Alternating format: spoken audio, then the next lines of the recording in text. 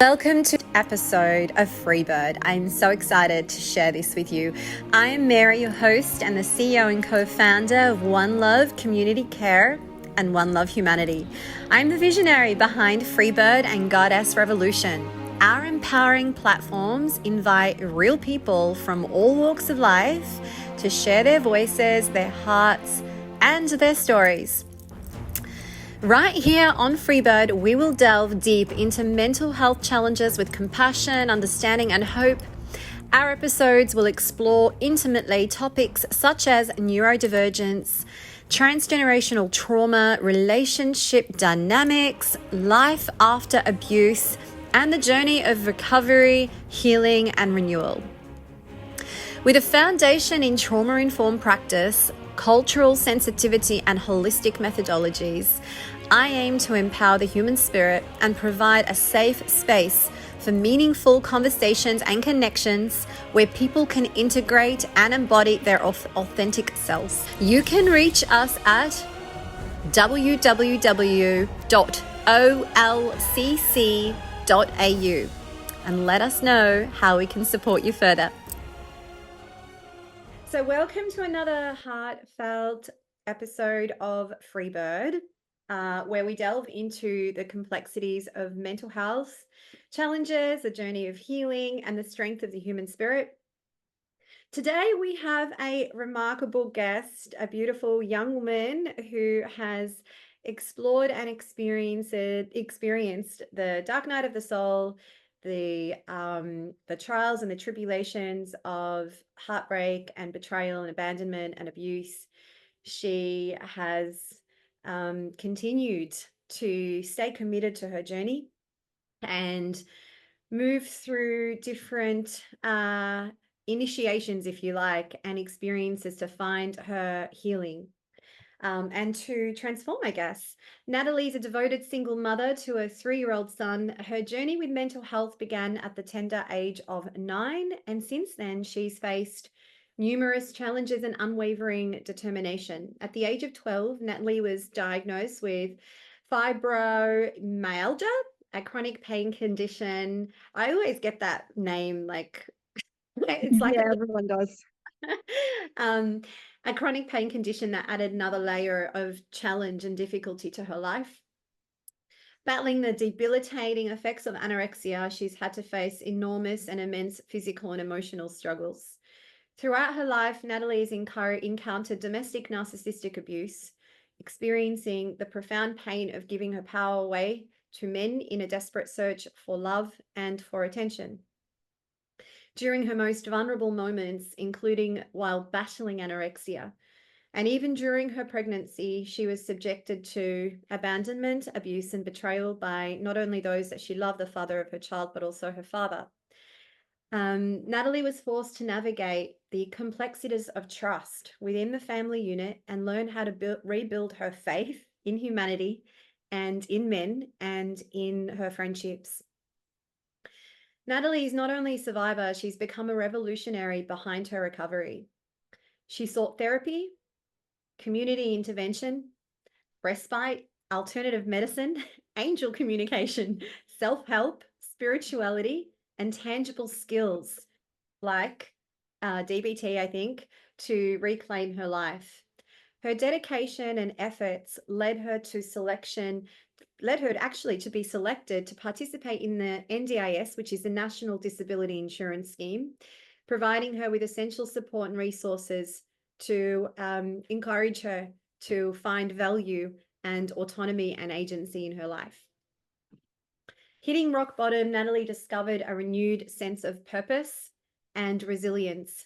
Through sheer willpower and determination and therapy, she's managed to create a stable and loving environment for herself and her son. And I think this is a lifetime commitment.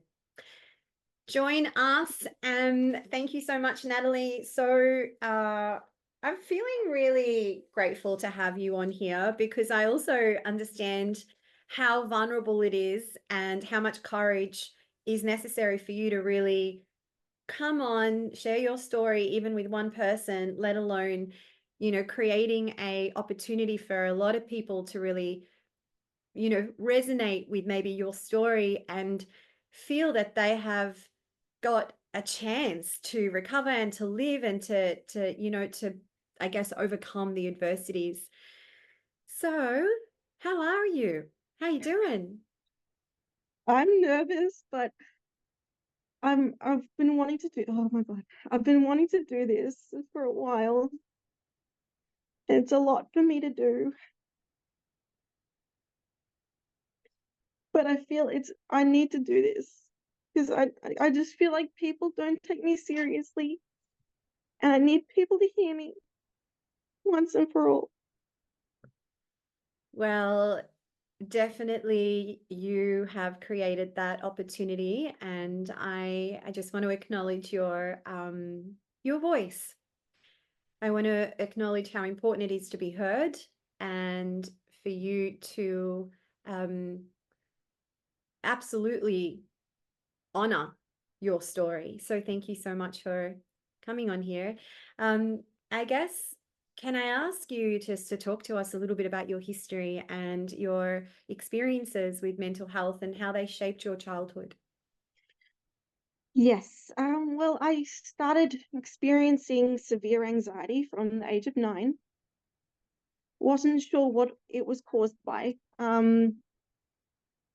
Just was up night after night hyperventilating, and my mum was with me night after night just trying to calm me down and stuff, and it was really, really hard. And then at the age of, I think, 11, well, I got diagnosed with anxiety after all tests and stuff being done on my stomach because I thought they were stomach aches. Because at that age you don't know what anxiety is, you just think that you're just something wrong with your stomach, but it was actually anxiety. So started going through therapy for that, and then unfortunately the anxiety caused a debilitating chronic illness called fibromyalgia when I was 12. I was practicing for the little athletics or something like that at school. I did like the triple jump, and I hop, skip, jumped and twisted my ankle. Um, I realized that that injury wasn't healing. Went through numerous scans and stuff, did so many tests and stuff, and the doctors were like, there's nothing wrong with your child and stuff. There's no inflammation, stuff like that.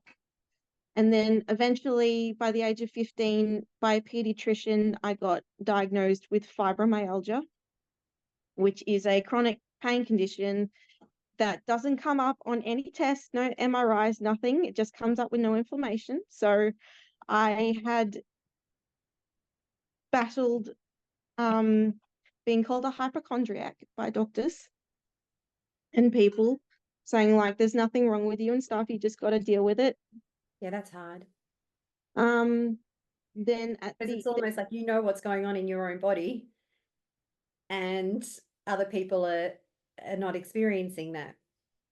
Yeah, it was really, really hard. And then I'm not sure how this next illness came about, but at the age of 15 as well, I got diagnosed with gastroparesis, which is a condition of the stomach that is delayed emptying. So I suffer with chronic nausea and have to take medication every day to just empty my stomach. Otherwise, I will be sick. So that was hard. And that was actually one of the reasons that led me to my anorexia, because I felt so nauseous and stuff and I didn't know what to do. And the anxiety wasn't helping. So at the age of 16, my depression started, and it got really, really bad to the point that I actually got kicked out of school in at the end of term 1 of year 11, because the school just couldn't handle having a suicidal person. I'm sorry if that triggers anyone. And so I spent 3 months off school, and I ended up going into an adolescent inpatient unit at Monash in Clayton called Stepping Stones. They played around with some medications for me, and then eventually I wanted to finish school, so I went to Holmes TAFE to finish my year 11 and 12.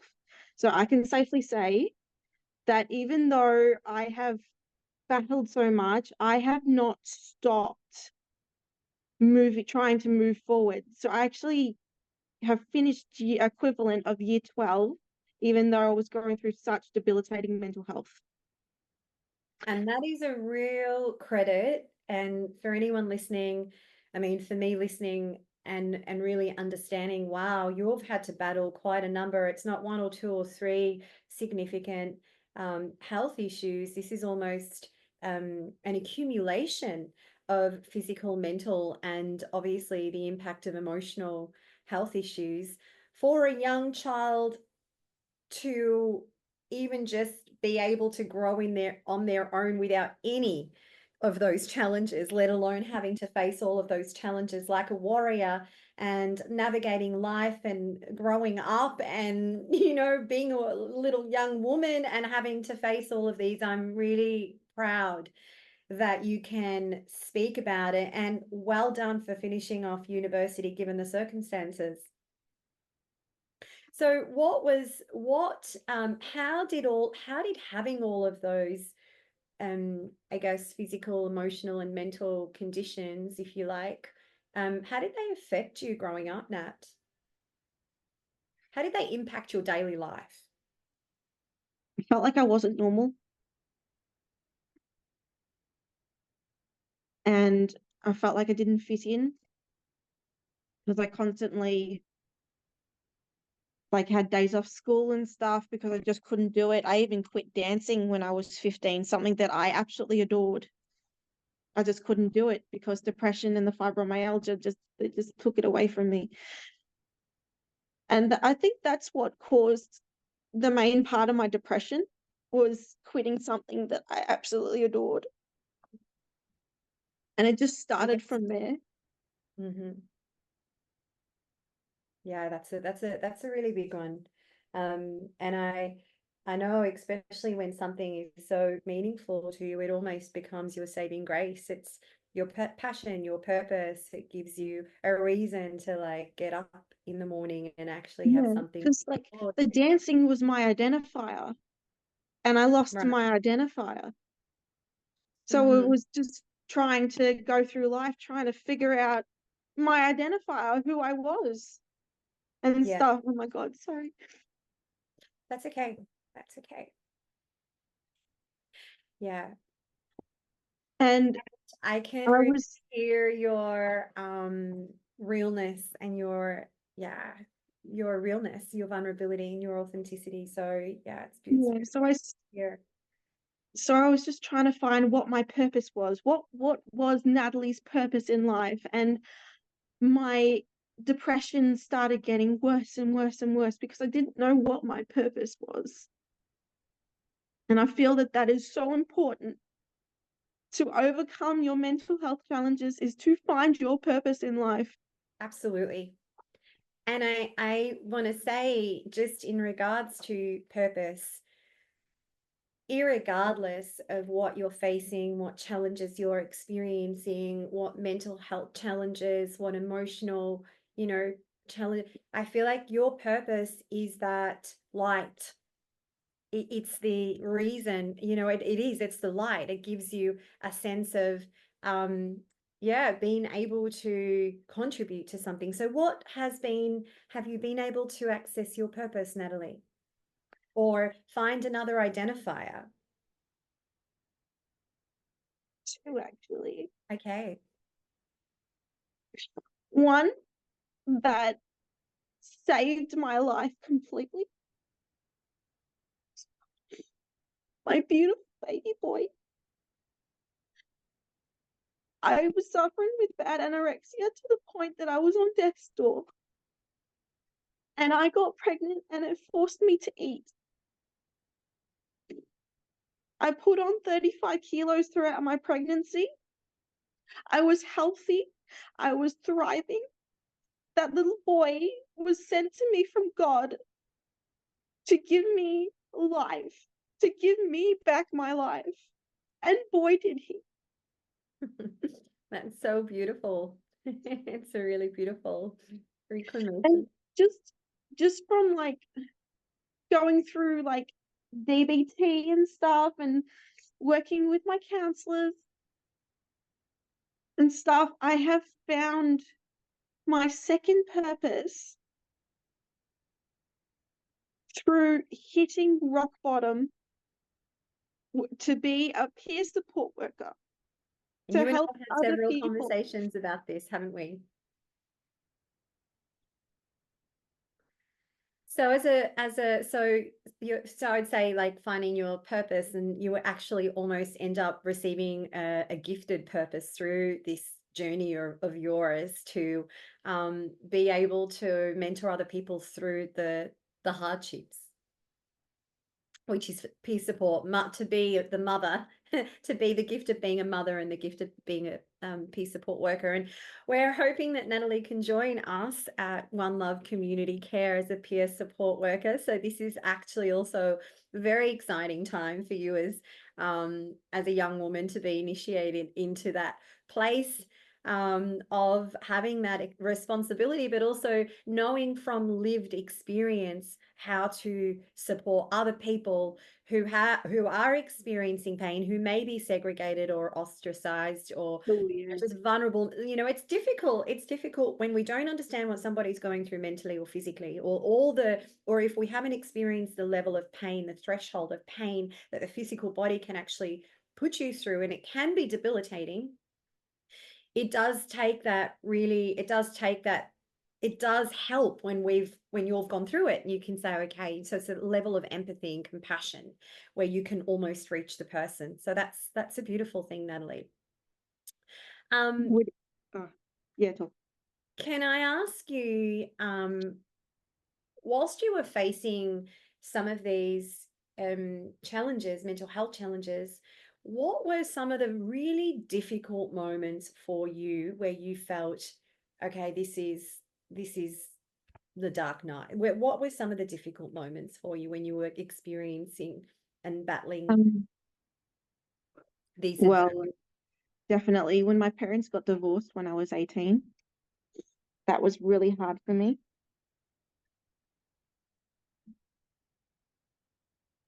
Um,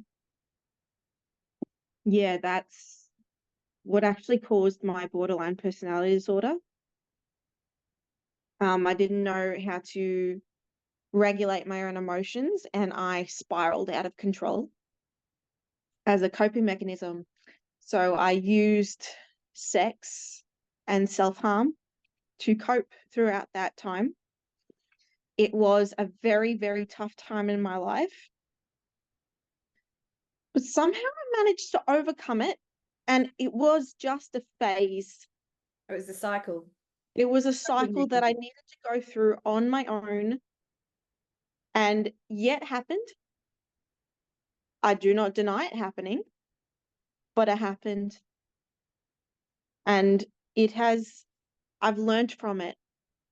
And What, it's so so what have important you learned from these it, things. Natalie? You can't go through life without making mistakes, because they change you and you learn from them and they make you stronger. I love that. And so also from that, I had to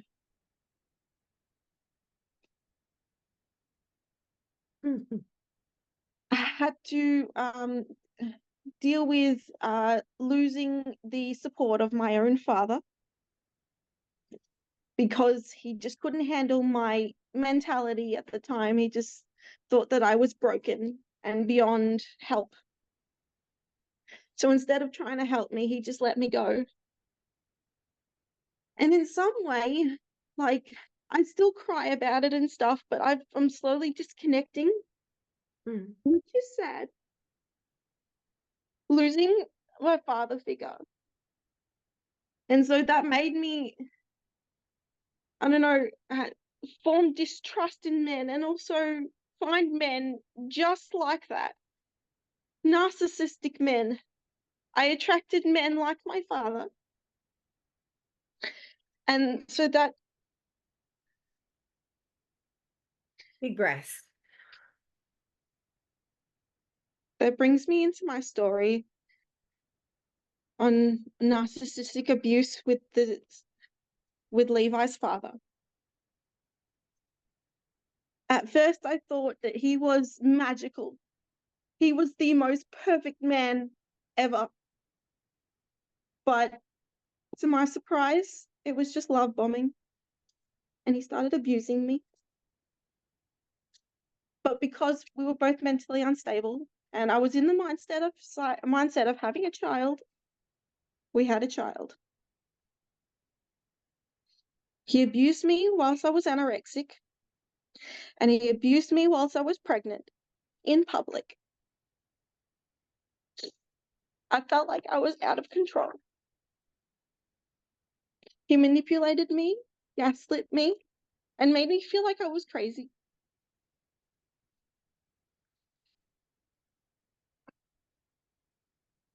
It's really hard to talk about. Yeah, I'm just really acknowledging this sharing, because you're being incredibly open with the But sharing. just And it is difficult to speak about abuse for your viewers and for people listening here. How would you explain, and what would you say to them in regards to um, actually recognizing what abuse is? And I think it's really important. And I just want to say this because it's taken me, I'd say, maybe over a decade of therapy and counseling and mentorship and regression work to actually be able to recognize abuse. And I think for a lot of us sensitive people out there with really big hearts, we have so much love to give. And there's a lot of us that actually cling on to that hope of, having a beautiful, happy ever after relationship and a family, that we miss the cues. And I'll yes, never forget when this is probably 10 years or more into my therapy, where my counselor looked at me and actually said, "Oh, Mary, you don't recognize abuse." And I think that really hit me, and it really hit home, because I realized that my empathy and my compassion fatigue actually overlooked red flags and made excuses for people, I guess, and wanted to help and support so many others, that I kind of missed all the red flags and I missed all the signals, and I didn't have boundaries around my own integrity and my own self-worth and self-respect. So of course, when you miss all these cues and you're there to support somebody else, you actually don't recognize abuse.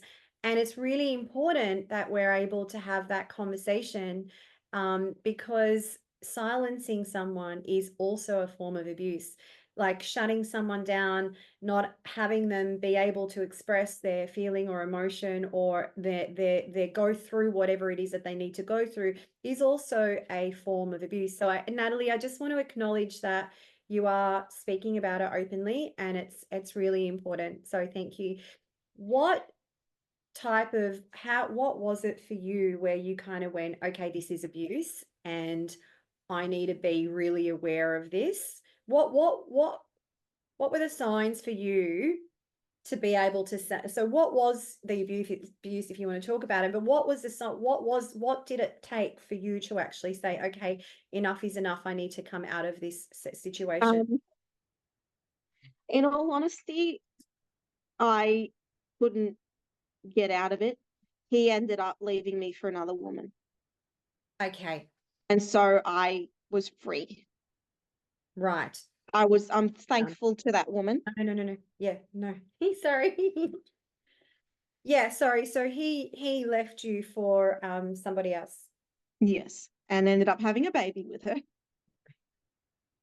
Right. Okay. So another child. Yeah. So he took away my motherhood and my womanhood. And I ended up having postpartum depression really badly, to the point I ended up in a mother baby unit at Monash. and child protection were involved. And they took him away from me, put him in the care of my brother and my sister-in-law, which I am very grateful and thankful to them for them to this day, that they were able to look after my child whilst I got my shit together, literally. But this is I the thing, right? It takes a village to actually raise a child. It takes a community to raise a child, and I that is what we have. We have our friends and our family and people around us that can step in, and that is the greatest intervention in my idea of being able to be a mother. I feel like kinship systems, you know? Mm, So, Natalie, what would you say, what would have been the best support for you at the time from other people, from people around you? What could people have done to support you in this process? my mum, she's been my number one support throughout everything. She's never given up on me. She's just in the lounge and she's crying. She's never given up on me. Like, even when my father abandoned me, she's always been there. And she's Wonder Woman, how she has just held me throughout everything. And she's the person that has made me not give up. Because she's made me feel like, yeah, there is more life and I can do it. I can get through life. And and there's no giving up. Yeah, well, you're very, very blessed to have mum there, and you know it's akin to the relationship that you have with Levi in that strong Oh, mother she's the best grandma. bond, you know. And so what have you learned? What has been your gold from, say, the narcissistic abuse with you know, previous men?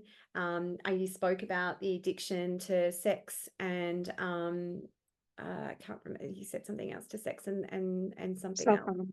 and self-harm. So what has been your takeaway from that? Like what has that taught you? What's your message to other people who are in that situation? You need to find your purpose. And I definitely recommend DBT to people that are struggling with emotional regulation.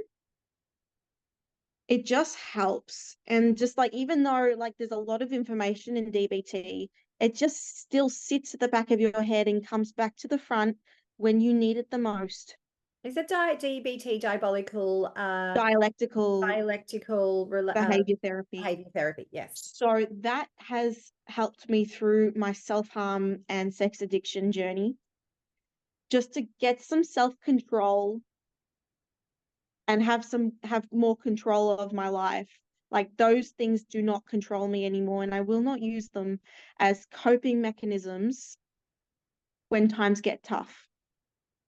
I will What use other things to help me, like I use meditation, I use tapping, yeah.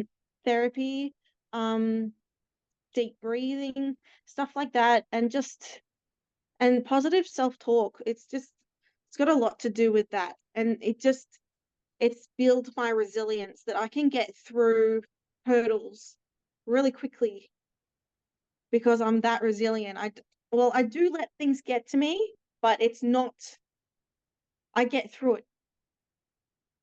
That's really quite empowering, actually. And I love that.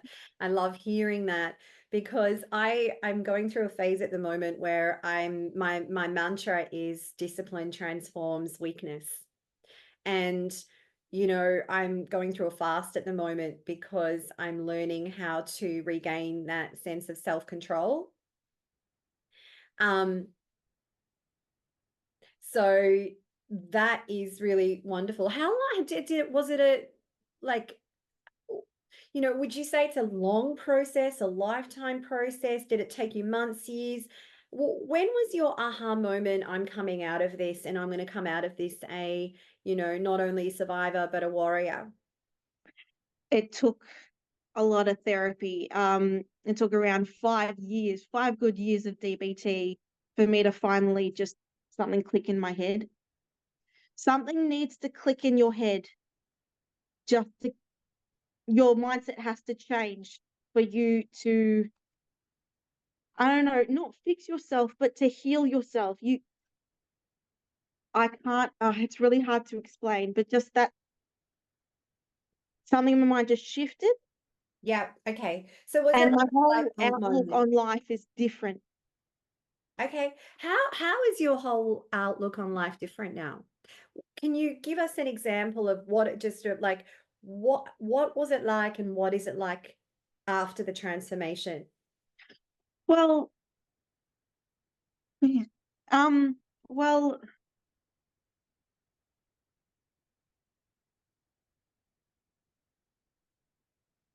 sorry. Sorry, I zoned out for a bit. I'm so sorry. What was the question again? How is your outlook on life different? My outlook on life is different because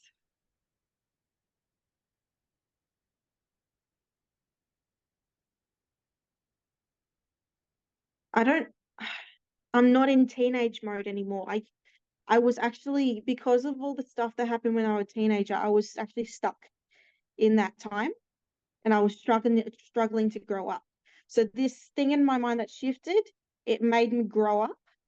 I'm not in that mindset of being a teenager anymore, which Mhm. is huge. I was in my 20s in the mindset of being a teenager Yeah, because I'd lost all those years I due understand. to mental health and illness. I understand. That's profound, actually. So what you're saying is you're not regressed as a 16-year-old or a 14-year-old that experienced the trauma. You're actually maturing and growing and kind of coming into your representation of being a mother, of being a young woman, of being a mature young woman. So not necessarily in that mindset of when all these challenges had happened to you and all of these experiences. Now that's pretty cool. Can I ask you, Natalie, if you can talk about what some of the I know you've spoken about DBT. Have you had anyone in your life that was like a role model for you that you kind of look at and go, well, she's got her, this person, she or he, they have got someone in your life that inspired you?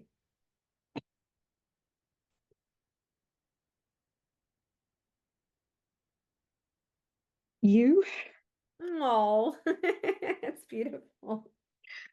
you one of the people. Why did I inspire you? So a lot of the things you've told me, which I'm not going to disclose, um, of your life and stuff, just like far out. If she can do it, so can I. Beautiful. Yeah, it's often when you see that somebody else can rise above, I guess, is really it gives you almost like a permission slip to rise above yourself and overcome. And I know for me, one of the things that I understand now with living with anything, whether it's PTSD or trauma or wounding or betrayal or abandonment or grief, sadness or addiction, some of the things that you heal will never be in your life again, but the scars will be. And it's almost like with anxiety, it's not about letting it go completely. It's about learning how to live with it and having different tools and being educated and having that awareness to be able to tap into what you need to tap into. Yeah, Would you agree with that? yeah, 100%.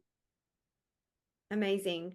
So can you let us know maybe 3 tools that you use?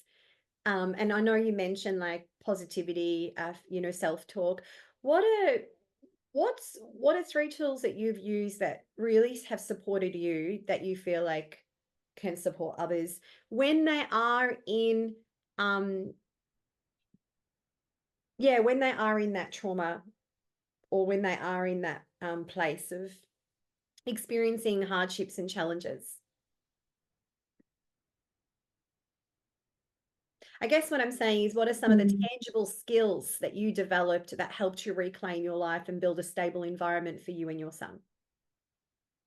Um, Routine, Yeah. 100% routine, helps battle depression.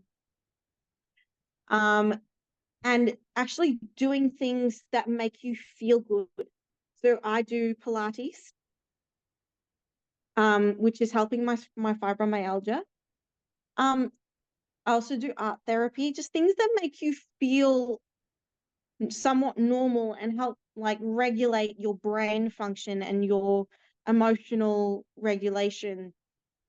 And also just doing things with your time, whether it's finding a job that you love, starting a course like I am, just doing things that help you stick to a routine, give you purpose.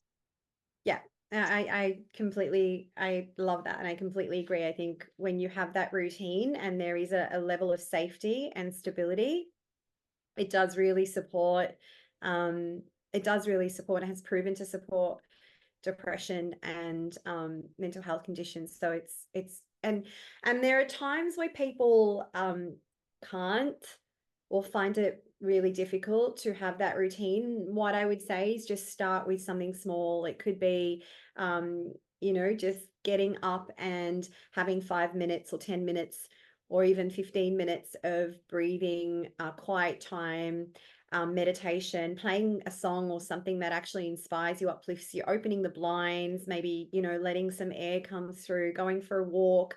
Those little things over time actually become anchors and become Yeah. really big anchors that actually start giving you life back. And those are the little things as well that kind of build emotional regulation, because we live in a very fast-paced world where I feel like mental health is actually a condition of the human race.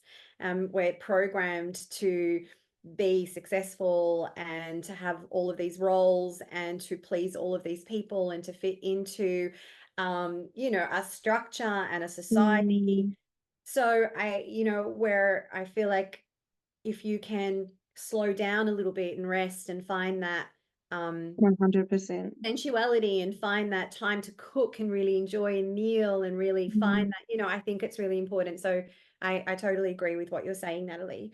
Um, how did you participate in the NDIS? What was your journey like? How did you become involved with the National Disability Incentive Scheme? Well, I was with a company called Each, which they are a mental health like rehabilitation company. They give support workers and help out people with mental health. So I had a support worker for a little while, and the NDIS just called me because I was a part of that organization. And they're like, would you like to be, you are eligible for the NDIS. Would you like to be on the NDIS for having a psychosocial disorder? And I'm like, hells yeah.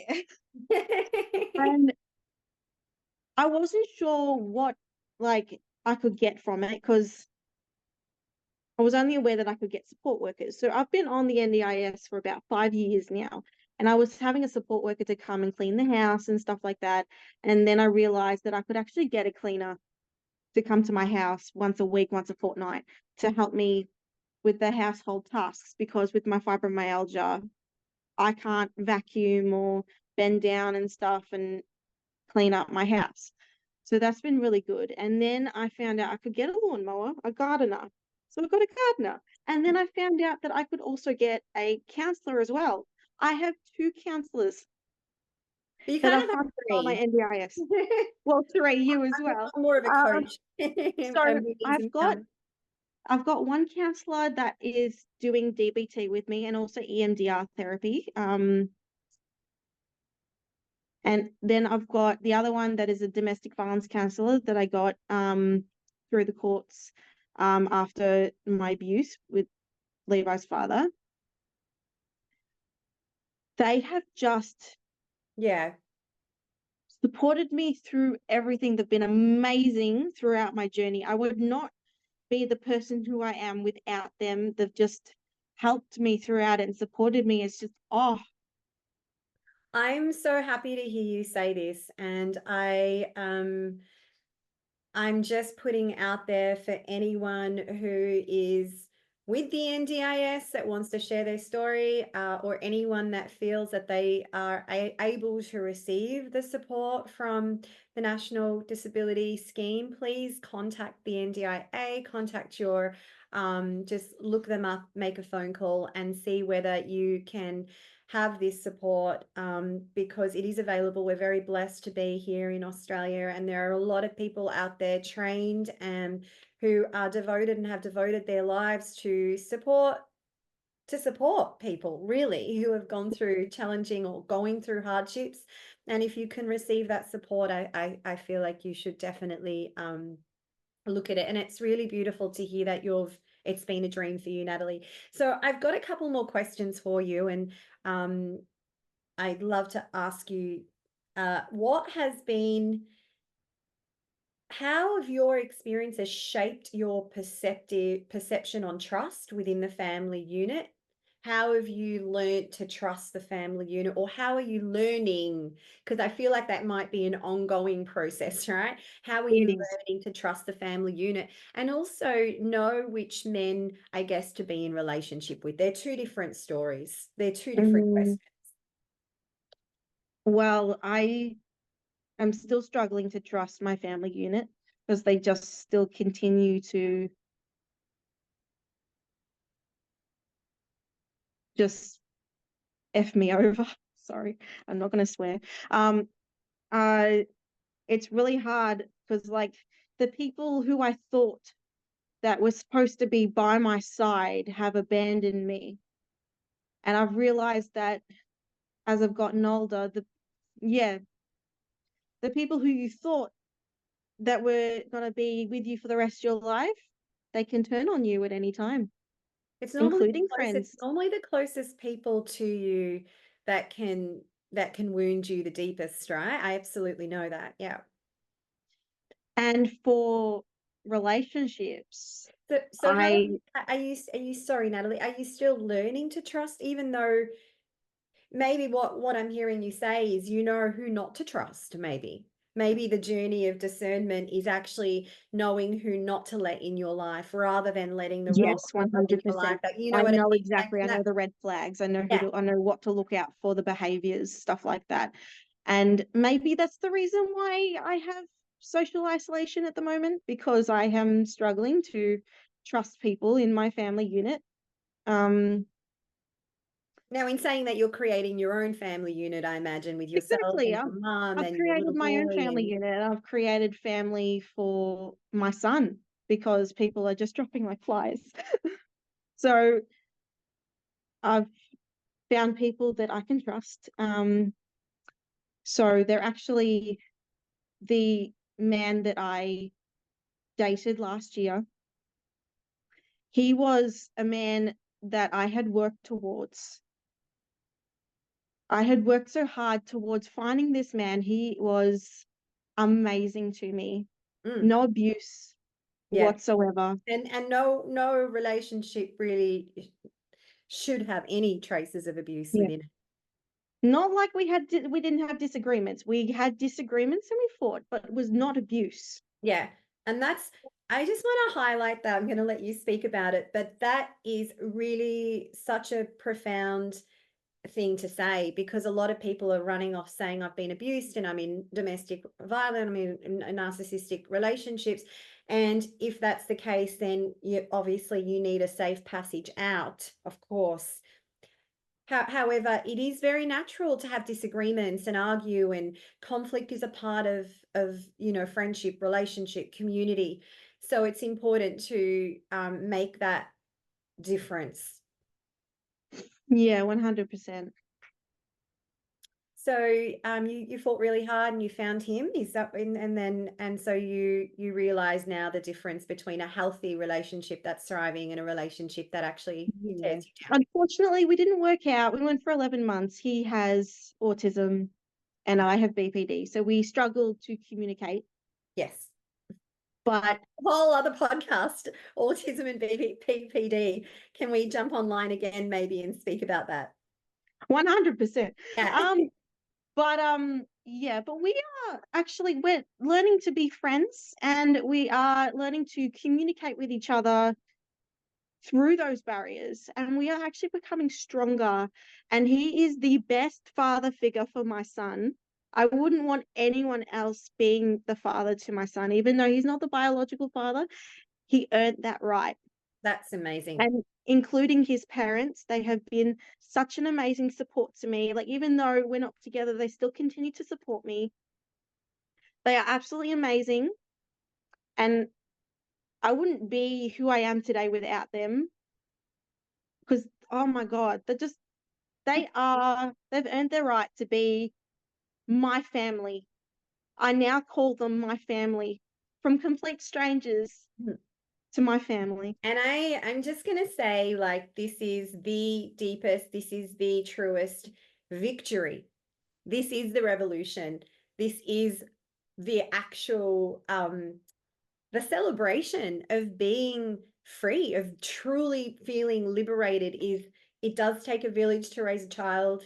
It does take a community to uphold the values of a society. When you uphold the values of family and society, you actually contribute to healing the heart of humanity. And I love that, maybe your father was out of your life and a lot of people who you trusted, siblings and blood relatives, kind of exiting your world. But then it's almost like grace sends you, when one door closes, another opens. Grace sends you people to be on the journey with you and your son, and to uplift you absolutely unconditionally with nothing that they want in return. And I think I'm really celebrating that for you, Natalie. And I love that, because I feel like part of my purpose in this life is to create family. And I really believe that we need to learn how to look after each other better. 100%. I mean, even with dogs, sometimes you need people to come in and take care of your dogs, or if you're sick, someone to deliver chicken soup if you don't have anyone else around. And that spirit of community is the face of service, Oh, and 100%. absolutely celebrating Blood, that for you.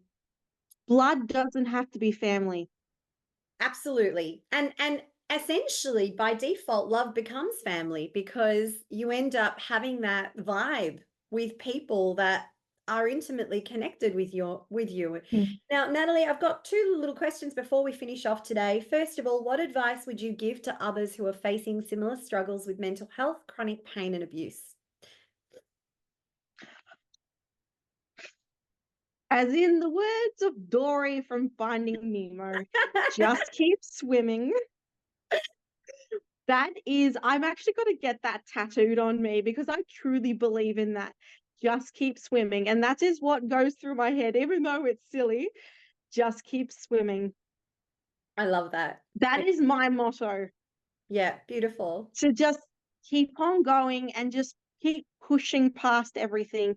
And just, I don't know, for the chronic pain, I know it hurts. I know it hurts to go for walks and stuff and to exercise, but that is what will help you Mhm. get through that chronic pain, because your body thrives on movement, and when it doesn't move, it gets all like stiff and stuff. You need to keep on moving it, even throughout the pain.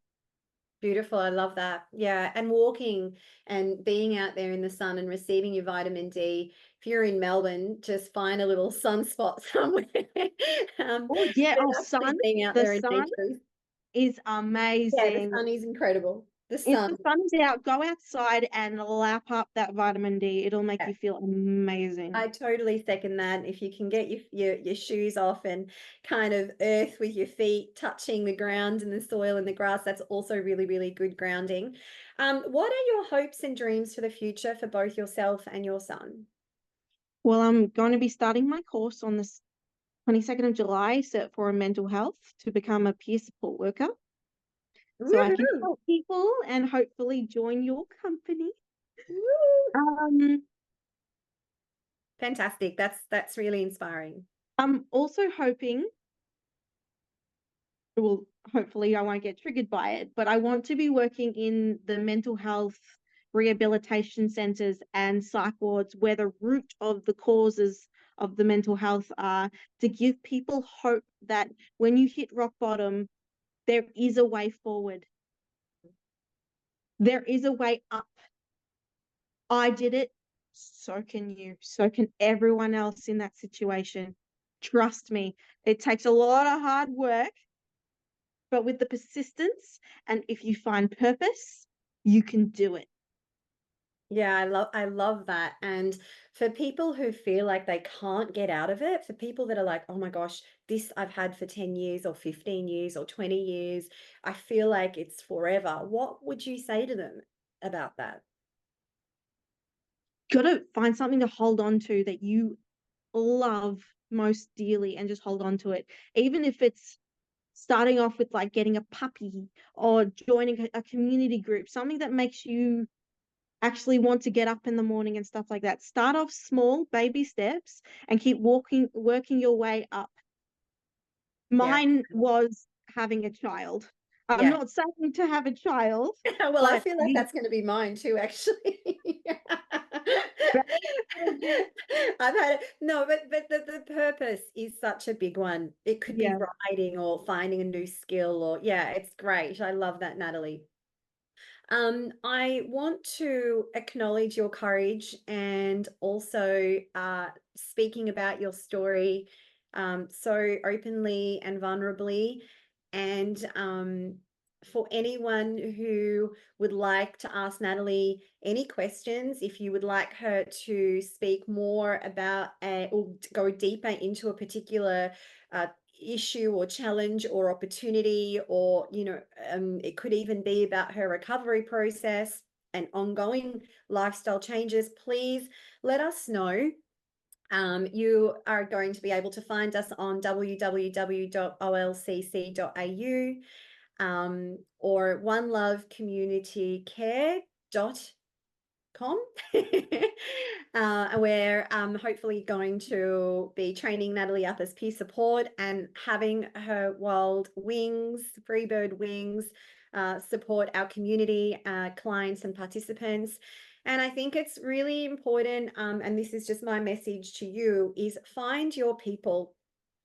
You don't need to do this alone. So I feel like there's a really beautiful balance between spending time alone and reflecting and contemplating and healing and just kind of creating that personal space, and also knowing that you're supported and finding your community and finding your people and receiving that support and asking for help along the way.